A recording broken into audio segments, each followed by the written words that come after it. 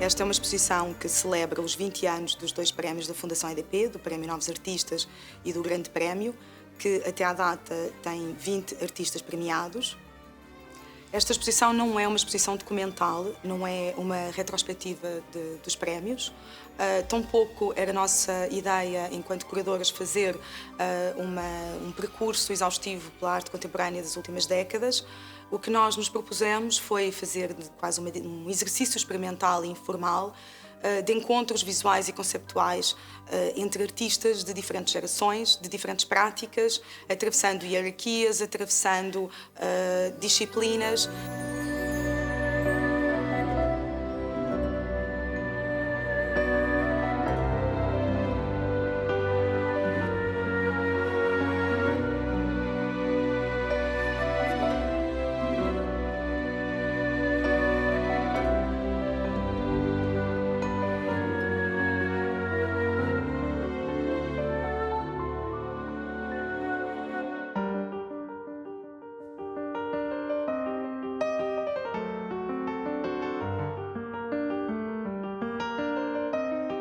O título da exposição, Um Oásis no Entardecer, vem do momento em que as duas curadoras, a Inês Grosso e eu, estávamos preparando a exposição, estávamos no começo de todo o processo de criação deste projeto. As duas estávamos confinadas nas nossas casas, eu em Barcelona, ela aqui em Lisboa, e o único que podíamos fazer naquele momento era perder tempo conversando com os artistas. E daí surgiu essa ideia de que cada vez que conversávamos era como um oásis, como um momento de paz, de criação no meio do caos que estava acontecendo no mundo naquele momento. A ideia do entardecer também se relacionava um bocadinho com o momento que nós estávamos a viver. Nós, às tantas, acho que vivemos todos um bocadinho essa sensação de perder a noção das horas. Foram momentos em que os dias se transformavam em noites, em que rapidamente um entardecer dava início a um novo amanhecer.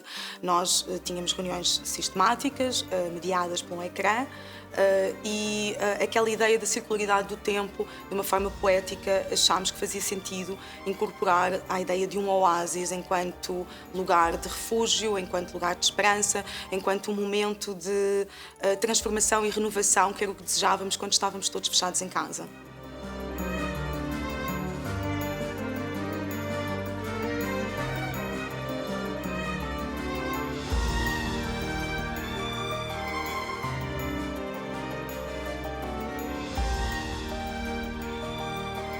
O conceito de exposição surgiu de uma celebração comum. A ideia de prêmio pode ser muito competitiva ou individualista, sempre como para uma pessoa, e assim foi durante a história do prêmio. E nós queríamos fazer um momento de alegria ou celebração coletiva com todos os artistas desses 20 anos. Por isso, decidimos que a exposição ia não ter nenhum tipo de hierarquia entre os novos artistas e os artistas que ganharam no Grande Prémio, sino que, ao contrário, queríamos incentivar as colaborações, as contaminações, que nesse momento também que estávamos trabalhando era uma palavra que tinha uma conotação muito negativa, e pensamos que seria interessante ver a parte positiva desse conceito e ver como os artistas podiam colaborar entre si. Achámos que seria um momento de os desafiar. Alguns nós desafiámos mesmo a olhar para este tema, para esta ideia da contaminação e tentar pensar de que forma é que artistas, porventura, do Grande Prémio poderiam ter influenciado artistas mais jovens. E assim, nesta exposição temos obras que são algumas obras que já existiam, obras de artistas como, por exemplo, do Eduardo Batarde, mas também obras que foram feitas especificamente para o contexto desta exposição, algumas das quais a partir de contaminações, trocas e citações entre artistas.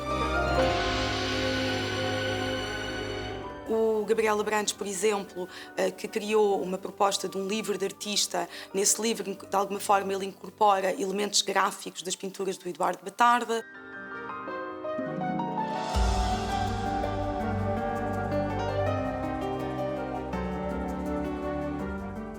o João Leonardo, que tem uma grande admiração pela Ana Jota, e olhando para o trabalho da Ana Jota e para o lado, diria quase obsessivo-compulsivo que os dois trabalham, ele propôs-nos fazer um livro de artista, olhando para todo o arquivo digital do Instagram da Ana Jota.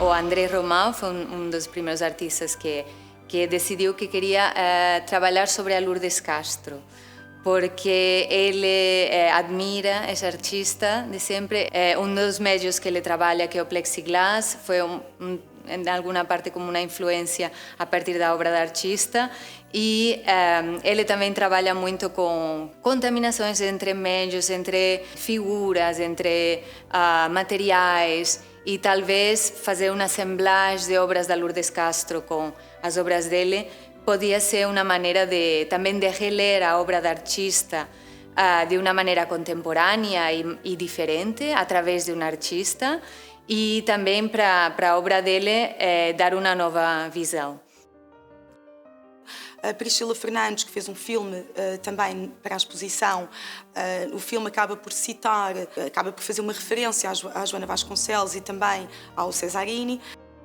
O Vasco Araújo, quem se inspirou na obra do Mário Cesarini, nas Linhas d'Água, que são uma série sobre precisamente a linha do mar, e a série dos marinheiros, para criar, ele levar como essas peças para o próprio terreno dele e fazer uma narrativa, que tem muito a ver também com o trabalho do Vasco, que sempre foi de apropriação também, e as mesmas ideias que o Mário Cesarini, muitos anos atrás, estava também investigando ou utilizando.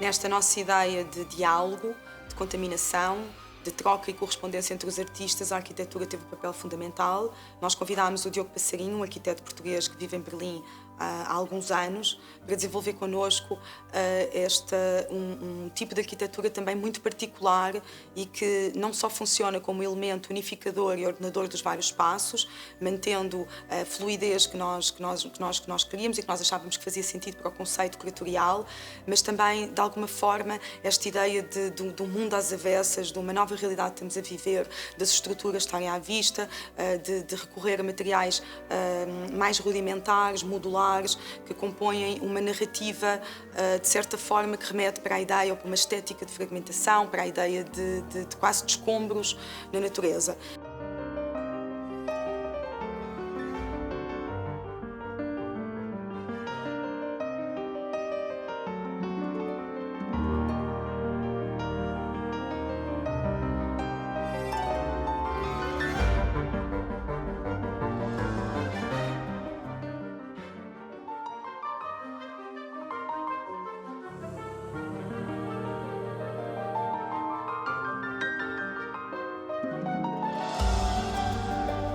Um dos aspectos que também queria mencionar sobre todo o processo de criação dessa exposição foi o grafismo.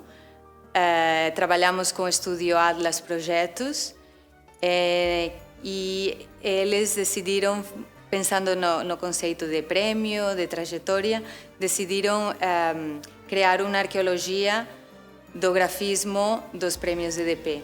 Então, eles foram buscar nos arquivos todo tipo de material gráfico, como cartelas, catálogos, textos de parede, convites, de cada dos anos que os artistas ganharam para criar uma arqueologia de fontes e de maneira de pensar os textos.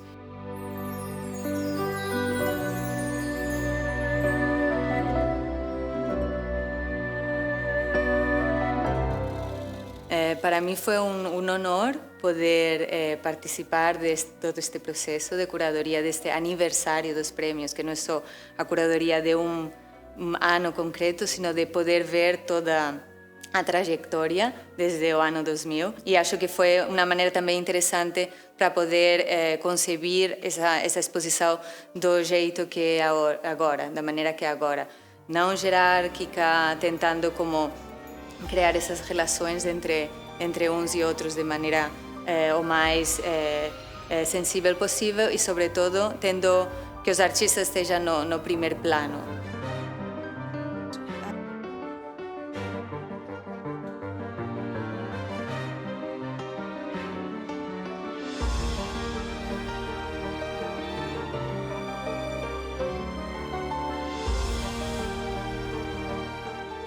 Era muito importante que se percebesse que esta exposição não é uma competição dos premiados.